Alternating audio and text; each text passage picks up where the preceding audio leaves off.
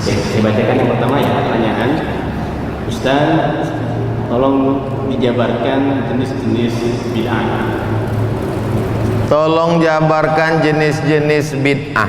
Buka halaman 54. Halaman 54 yang tulisan tebal, pembagian bid'ah menurut Imam Syafi'i. Qala Syafi'i, Imam Syafi'i berkata, al bid'atu bid'atani, bid'ah itu ada dua, mahmudatun bid'ah terpuji, wa mazmumatun bid'ah tercela. Fama wafaqas sunnata, kalau perbuatan itu tidak pernah dikerjakan Rasul tapi masih sesuai dengan hadis sunnah, masih dinaungi oleh hadis, fahuwa mahmud, maka perbuatan itu disebut bid'ah mahmudah, bid'ah terpuji, bid'ah hasanah. Wa ma khalafaha, kalau perbuatan itu bertentangan dengan hadis, fahuwa mazmum, maka namanya bid'ah mazmumah, bid'ah tercela, bid'ah dhalalah, bid'ah mungkarah. Dikasih tanda supaya mudah nanti kalau ditanya orang. Itu menurut Imam Syafi'i. Apa kata Imam Ibnu Hajar Al-Asqalani, halaman 55 yang tulisan tebal.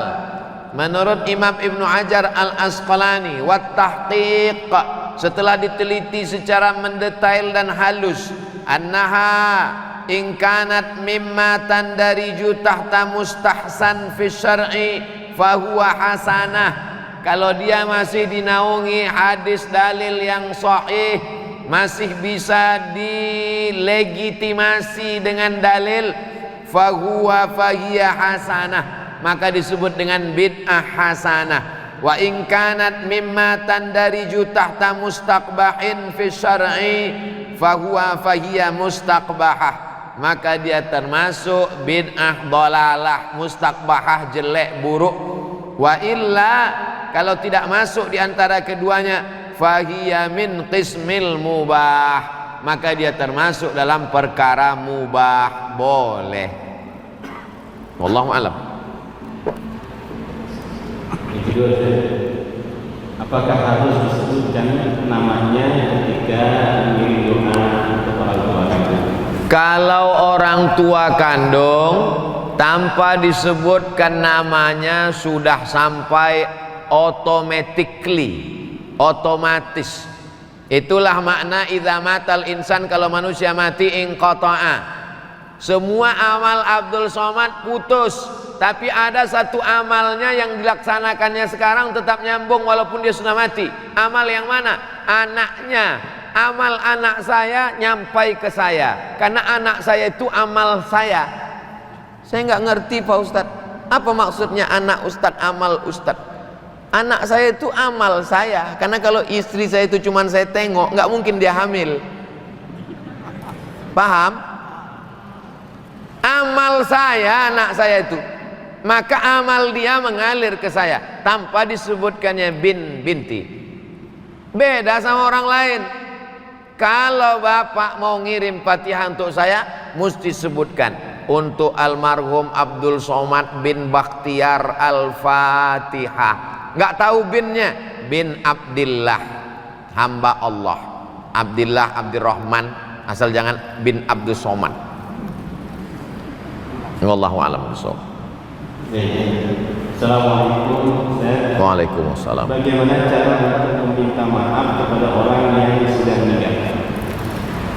Nabi naik ke atas mimbar hari Rabu, meninggalnya hari Senin. Man kuntul jalat tulahu zahran, siapa yang pundaknya pernah ku cambuk waktu aku nyambuk kuda, ternyata dia ada di balik kuda, kena pundaknya, dia sakit hati, nggak nuntut balas, azza zahri, ini pundakku, silakan balas, cambuk.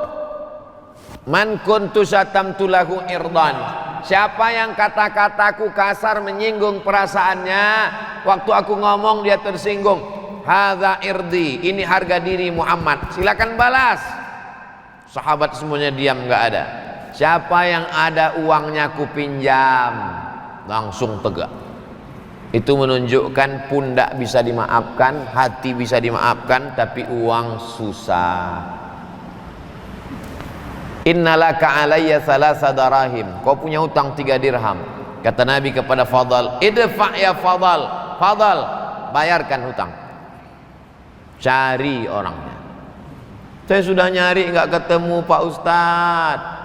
Waktu saya mau pergi haji takut mati di tanah suci, pesawat meletup meledak. Akhirnya saya cari Pak Ustadz SMP tempat saya makan bakwan dulu, bayar 3 makan 5. Ternyata tanah itu sudah dibangun mall Pak Ustadz.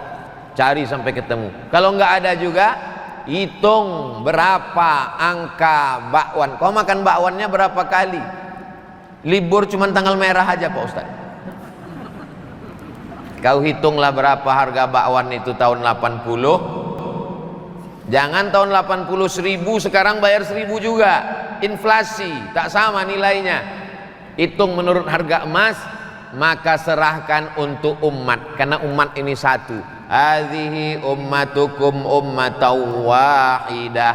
Kalau ada ahli warisnya bayarkan, kalau tak ada ahli warisnya serahkan kepada lembaga yang dinikmati masalih ammah, kepentingan umat orang banyak. Bisa serahkan ke yayasan Masjid Jami Al-Azhar. Kalau bingung tak tahu mau ditransfer kemana, nanti akan dibelikan untuk air sedekah. Jadi setiap 10 menit sekali ada iklannya. Air Masjid Jami Al-Azhar. Nanti untuk kepentingan umat, ada orang puasa Senin Kamis, puasa Ayyamul Bait, puasa Ramadan, supaya dinikmati orang banyak. Adapun dosa yang terkait dengan perasaan, saya nggak ada utang Pak Ustadz, terus apa dosamu? Dulu saya janjikan harus menikah dengan dia, ternyata ada yang lebih cantik Pak Ustadz. Maka tentang masalah itu mintalah kepada Allah. Ya Allah, aku ada silap dan salah dengan salah satu dari hambamu.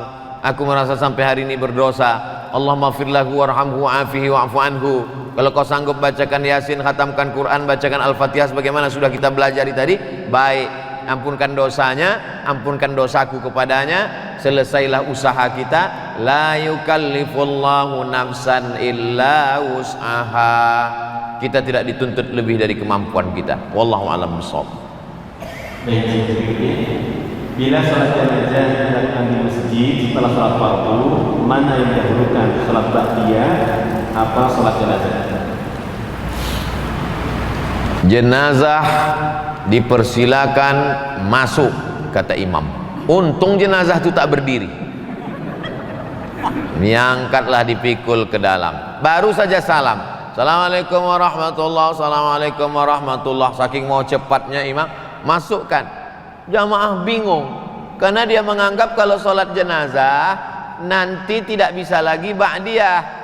Maka tetap boleh ba'diyah setelah sholat jenazah. Begitu dalam kitab-kitab mazhab Syafi'i. Ada yang alal faur, mesti segera. Tapi ada yang alat tarakhi, waktunya panjang. Kalau sholat zuhur jam 12, sholat asar jam 12, jam 13, jam 15.30, maka waktunya tarakhi panjang. Itulah maka didahulukan sholat jenazah baru sholat ba'diyah. Habis sholat jenazah, setelah selesai dia sholat ba'diyah, maka hukumnya mubah, boleh. Mana yang alal faur? Jenazah.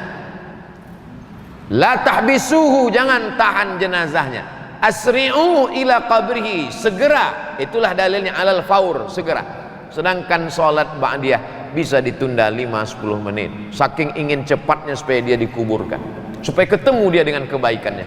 Wallahu a'lam bishawab. Assalamualaikum warahmatullahi wabarakatuh. Waalaikumsalam. Di halaman 219 ada pelapak kurma tidak ada. Boleh diganti bunga atau bagaimana kalau diganti bunga? Di halaman 220 biasanya keluarga tidak ikut, padahal dimakan untuk memohon amal tidak kebanyakan. Tapi mungkin yang pertanyaan pertama ini, jadi pelapak kurma di hadis saja, Ustaz, boleh nggak diganti dengan bunga? Innamal khamru khamar. wal maisir judi, wal ansab menyembelih binatang untuk berhala, wal azlam mengundi nasib, rijsun najis, min amali syaitan. Yang ada dalam ayat itu cuma khamar. Khamar itu anggur diperas, dimasukkan ke botol, disimpan seminggu. Setelah melewati proses fermentasi, muncul zat baru namanya alkohol. Bukan bahasa Arab. Alkohol ini yang disebut dengan khamar. Khamar diambil dari kata khimar. Jadi kalau ada orang yang nakal tapi pernah ngaji, dia pakai sabu-sabu. Pas dipakai sabu ditangkap sama polisi, dibawa ulama. Kenapa kau pakai sabu? Tunjukkan dalilnya dalam Quran dan Sunnah. Mana ada ya ayyuhalladzina amanu jtanibu sabu-sabu? Nggak ada. Lalu dari mana dasar pengharaman sabu-sabu? Qiyas. Qiyas, dasar pengambilan hukum dalam Islam 10. Quran, hadis, ijma', qiyas, syar'u man qablana, sadduz zara'i, qaulus sahabi, istihsan, istishab, urf. 10. Dari mana dasar pengambilan hukum narkoba, sabu-sabu, pil rohipnol, nipam? Quran tak ada, dalam hadis tak ada, dalam ijma' tak ada, dalam qiyas. Apa arti qiyas? Menyebutkan sesuatu yang belum ada hukumnya, dikiaskan kepada sesuatu yang sudah ada hukumnya dengan melihat titik persamaan antara keduanya. Apa yang sudah ada hukumnya? Pelepah korma. Apa yang belum ada hukumnya? Bunga tai ayam. Apa titik persamaan antara keduanya? Sama-sama tanaman hidup. Bagi yang menyetujui qiyas. Kenapa kau tabur tadi bunga? Karena bunga juga adalah bagian tanaman. Kalau pelepah korma sebelum dia kering bertasbih, maka bunga-bunga juga sebelum kering bertasbih. Bagi yang menyetujui qiyas. Bagi yang tidak setuju dengan qiyas, dengan pelepah korma lain pun dia tak setuju. Karena menurut dia yang pelepah korma bertasbih hanya pelepah korma yang dicabut oleh Nabi itu saja. Adapun pelepah korma yang tumbuh di samping Masjid Jami Al-Azhar tak sama. Karena dia menolak qiyas. Dan itu biasa dalam perbedaan fikih. Orang yang ngerti fikih biasa. Kau setuju silakan, nggak setuju nggak usah buat. Wallahu a'lam bishawab.